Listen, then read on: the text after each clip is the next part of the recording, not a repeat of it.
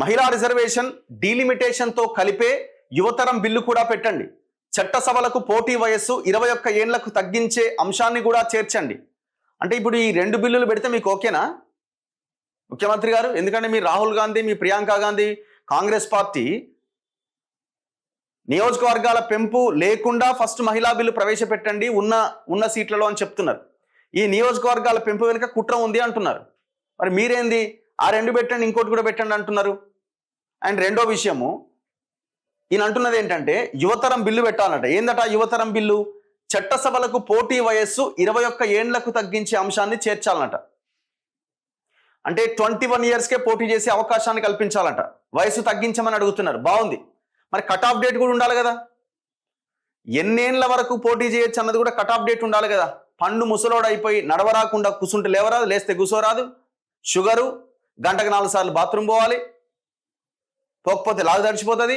ఇట్లాంటి పరిస్థితుల్లో కూడా నేను ఎమ్మెల్యేగా పోటీ చేయాలి, ఎంపీగా పోటీ చేయాలి, నాకు రాజ్యసభ కావాలి, ఇంకోటి కావాలి. మరి వీళ్ళకి కట్ ఆఫ్ డేట్ ఉండదా? వారసత్వ రాజకీయాలకి కూడా మనం చరమగీతం పాడాలి. మరి దానికి బిల్ అవసరం లేదా? ఆయనకి 80 ఏళ్ళు వస్తే ఆయన దిగిపోవాలి. దిగిపోవడానికి ముందే 10 ఏళ్ళ ముందే రెడీ అయితే ఆయన కొడుకుని రెడీ చేసుకుంటాడు. ఇక నాది అయిపోయింది, నేను జాగానే నా కొడుకు రావాలని. లేకపోతే నేను ఇదైపోయే లోపే నా కొడుకు ఎమ్మెల్యేగా కూర్చోవాలని. అదే జరుగుతున్నది కదా ఈ రాష్ట్రంలో, ఈ దేశంలో. మరి వారసత్వ రాజకీయాలకి చరమగీతం పాడుతూ కూడా ఒక బిల్లు రావాల్సిన అవసరం ఉంది. ఈ వయసు వరకు ఎన్నికల్లో పోటీ చేయాలని ఒక కట్ ఆఫ్ డేట్ కూడా రావాల్సిన అవసరం ఉంది. యువతరం బిల్లు రావాలన్నట. మరి బీసీ బిల్లు ఏమైంది సార్? డిలిమిటేషన్ అడుగుతున్నావు, మహిళా రిజర్వేషన్ అడుగుతున్నావు, దాంతో పాటు కలిపి యువతరం బిల్లు పెట్టాలంటున్నావు. మరి ఇక్కడ తెలంగాణ అసెంబ్లీలో 2 తీర్మానాలు చేసి, ఒకటి విద్యా ఉద్యోగాల్లో రిజర్వేషన్, రాజకీయాల్లో రిజర్వేషన్, చట్టసభల్లో రిజర్వేషన్ 42% కల్పిస్తూ ఇక్కడ ఒక అసెంబ్లీ తీర్మానం చేసి బిల్లు పంపించినారు కదా. కేంద్రం దగ్గర పెండింగ్లో ఉంది కదా. ఢిల్లీకి మెట్రో కోసం పోతావు, కిషన్ రెడ్డిని కార్నర్ చేసి మరి కిషన్ రెడ్డి మీరు ఇద్దరు కలిసిపోయి అక్కడ అశ్విని వైష్ణవ్ రైల్వే శాఖ మంత్రి దగ్గర కూర్చొని అన్ని సెట్ చేసుకుంటారు. మరి ఈ బీసీ బిల్లు ఇప్పుడేమో యువతరం బిల్లు అడుగుతున్నావు. మరి బీసీ బిల్లు ఏమైంది? కేంద్రం వద్ద పెండింగ్లో ఉన్న 42% బీసీ రిజర్వేషన్ బిల్లు ఎంతవరకు వచ్చిందని ఒక్కనాడను అడిగిన పాపాన పోయినవా? ఒక్కనాడు ఏ రోజైనా ఒక స్టేట్మెంట్ ఇచ్చినవా? యువతరం బిల్లు కోసం అడుగుతున్నాడు ఆయన ఇప్పుడు. ఎందుకంటే యువకులందరూ నా వైపు ఉన్నారని.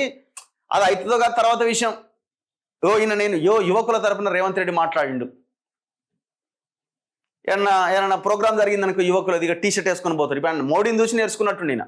ఆయన కూడా బెంగాల్లో ఎలక్షన్ జరిగితే ఒక గెటప్, ఇంకో దగ్గర జరిగితే ఒక గెటప్.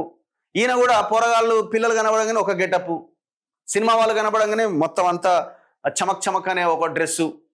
ఇది ఒక ట్రెండ్ అయిపోయింది. ఇప్పుడు యువకుల నడుస్తుంది కదా, నా జెన్జీ బ్యాచ్, ఇదంతా పోరాటం. ఇప్పుడు యువతరం బిల్లు అంటే నేను ఇంకా దగ్గర అయితేనే వాళ్ళకు. ఇదంతా పెద్ద డ్రామా. ఇదంతా ఒక పెద్ద డ్రామా.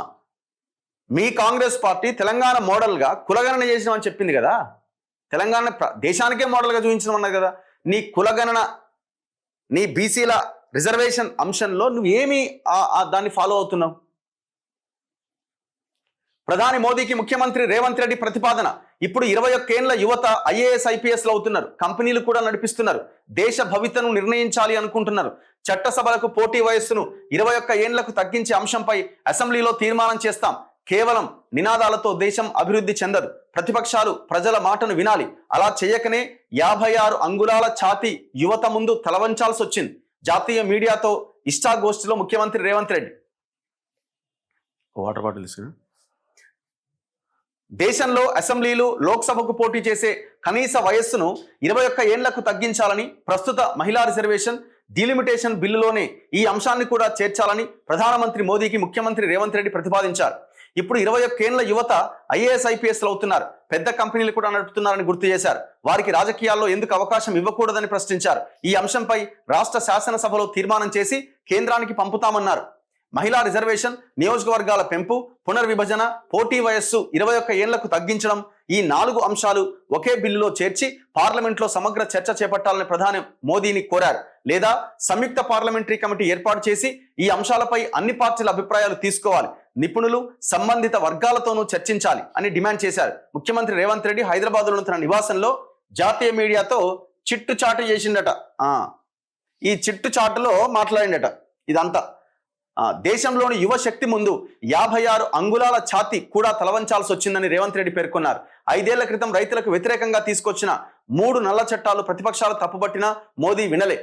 ఆ చట్టాలు వెనక్కి తీసుకోవడమే కాకుండా రైతులకు క్షమాపణ కూడా చెప్పాల్సి వస్తుందని ఏఐసిసి అగ్రనేత రాహుల్ గాంధీ చెప్పారు. తర్వాత రైతుల పోరాటంతో మోదీ సర్కార్ ఈ సాగు చట్టాలు వెనక్కి తీసుకొని రైతులకు క్షమాపణ చెప్పాల్సి వచ్చింది. ఆ తర్వాత అయినా ప్రతిపక్షాలకు మోదీ కొంత గౌరవం ఇస్తారని, పార్లమెంట్లో చర్చకు అవకాశం కల్పిస్తారు అని భావించాం. కానీ వారి వైఖరి మారలే. అనేక ప్రవేశ నియామక పరీక్షల నిర్వహణలో కేంద్రం పూర్తిగా విఫలమైంది. ప్రతిపక్షాల సూచనలు, హెచ్చరికలను పట్టించుకోలే. పైగా ఈడీ, ఐటీ, సిబిఐ వంటి కేంద్ర సంస్థలను ఉపయోగించి ప్రతిపక్షాలను బెదిరించడం, ఒత్తిడి తేవడం కొనసాగించింది.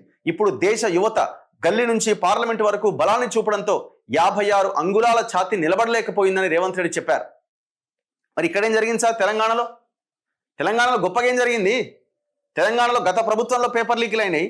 ఆ పేపర్ లీకులు ఎవడన్నది ఇంతవరకు అనుకునే ప్రయత్నం చేసిరా? ఇంతవరకు ఆ పేపర్ లీక్ చేసిన వాడు ఎవడు, ఎక్కడి నుంచి పేపర్ లీక్ అయింది, ఎవడు లీక్ చేసి, ఇంతవరకు దాని మీద ఎంక్వైరీ ఏమన్నా అడుగు ముందుకు పడ్డదా? ఎందుకు పడలే? ప్రజలకు జరిగిన ప్రతి ఇబ్బందికి ఒక రేటు కట్టినావు. నీకు జరిగిన ప్రతి ఇబ్బందికి ఒక రేటు కట్టుకున్నావు. భూములో, పైసలో ఏదో మొత్తానికి కాంప్రమైజ్ అయిపోయి ఎవడైతే తప్పు చేసినా వాళ్ళని వదిలేసినావు. ప్రజలకు ఇబ్బంది జరిగినా దానికి ఒక రేటు కట్టినావు. నీకు ఇబ్బంది జరిగినా, నిన్ను బెడ్రూమ్లోంచి ఎత్తకపోయినా దానికి ఒక రేటు కట్టుకున్నావు, కాంప్రమైజ్ అయిపోయినావు తప్ప ఒక్క దాని మీద యాక్షన్ ఉందా? పోనీ నువ్వు అధికారంలోకి వచ్చిన తర్వాత నిర్వహించిన గ్రూప్ 1 మీద కూడా చాలా అనుమానాలు అట్లనే ఉన్నాయి కదా. రకరకాలుగా కోర్టులకు పోయి ఏదో ఒకటి మేనేజ్ చేసుకొని మొత్తానికి కథం పట్టించినావు దాన్ని. ప్రతిపక్షాలు కూడా దాంట్లో భాగస్వాములు అయిపోయినాయి, నీతో కొల్లుడు అయిపోయినాయి. విద్యార్థులని, ఆ నిరుద్యోగులను ఆగం చేసిరు. ఇక్కడేం గొప్పగా ఉన్నది? ఆయన అంటున్నప్పుడు మీరేం గొప్పగా చేశారన్నది కూడా మీరు చెప్పాలి కదా. మోదీ పాలనకి రేవంత్ రెడ్డి పాలనకి ఏమైనా తేడా ఉన్నదా? ఆ పిల్లలు కొట్లాడింది నువ్వు అంటున్నావు. 21 ఏళ్ళ పోటీ చేయాలని, ఇప్పుడు ఎలా రావాలని ఎవరు అడగలే. అక్కడ విద్యా వ్యవస్థని మార్చాలి, దేశంలో రాజకీయ అవినీతిని రూపుమాపాలి అని కొట్లాడి కదా పిల్లలు. దాని మీద నీ లైన్ ఏందో చెప్పు కదా. ఎడ్యుకేషన్ మీద కేంద్రంలో, ఈ దేశంలో ఎక్కడా లేని ఎడ్యుకేషన్ తెలంగాణలో ఇస్తున్నాం. ఆ దిశగా మేము ప్రయత్నం చేస్తున్నాం. ఇగో మేము ఇంత బడ్జెట్ కేటాయించినామని చెప్పగలుగుతావా? నీకు దమ్ముంటే. నువ్వు చెప్పలేవు, ఆయన చెప్పలేవు, నువ్వు చెప్పలేవు. నువ్వు తీసుకొచ్చిన మార్పు ఏంది? నువ్వు మాట్లాడుతున్నప్పుడు నువ్వు నేను ఇంత గొప్పగా చేస్తున్నాను చెప్పగలగాలి కదా. డ్రామా కాకపోతే ఏముంది ఇలా? ప్రతిపక్షాలు, మిత్రపక్షాల సూచనలు పట్టించుకోకపోతే యువత వీధుల్లోకి వస్తుంది. ప్రభుత్వానికి ప్రజలు ఎదురు తిరుగుతారని మోదీ సర్కార్కి ఇప్పుడు అర్థమైంది. మీకు కూడా అర్థం కావాల్సింది ఉన్నది. తెలంగాణలో కూడా మీరు గత ప్రభుత్వం లాగానే మీ ఆలోచన విధానం కూడా ఉన్నది. ప్రజలు తిరగబడే రోజు రాబోతున్నది. మీకు కూడా ఇట్లాంటి సిచ్యువేషన్ మీరు ఫేస్ కాబోతున్నారు.